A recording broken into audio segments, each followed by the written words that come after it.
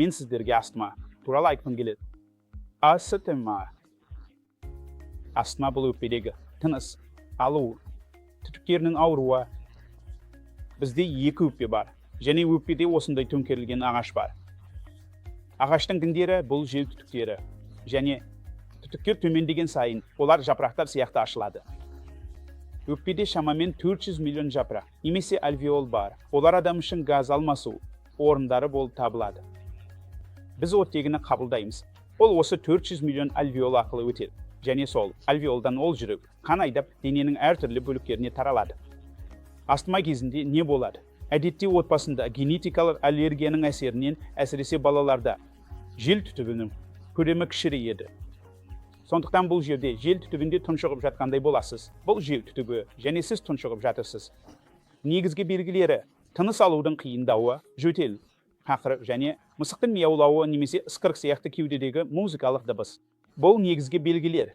Отбасыларда суық тию және жөтелмен бірге болады. Қандай тесттер бар? Өте қарапайым. Өкпе функциясын тексеру немесе өкпе функциясының тестін жасайсыз. Компьютерге қосылған түтікке үрлейсіз. ЭКГ сияқты график шығады, диагноз қояды. Өте кішкентай қан анализі және кеуде мен синустардың рентгенін жасайсыз. Және бұл жеткілікті. Емдеу қандай? Біріншіден ингаляторлар, екіншіден ингаляторлар, үшіншіден ингаляторлар. Бұл ингаляторлар аралық құрылғымен бірге шығуы керек. Және сіз астмаңызды қан қысымын өлшейтін аппаратпен қан қысымы науқасы сияқты бақылауыңыз керек. Астмаңызды шыңдық ағын өлшегішімен бақылауыңыз керек. Қол жетімді ең соңғы емдеу түрі бұл бронхиалды термопластика деп аталады. Мұнда бронхоскопиямен, яғни мұрын арқылы камералы түтікпен эндоскопия жасаймыз. Және біз тыныс алу түтіктерін қыздырамыз.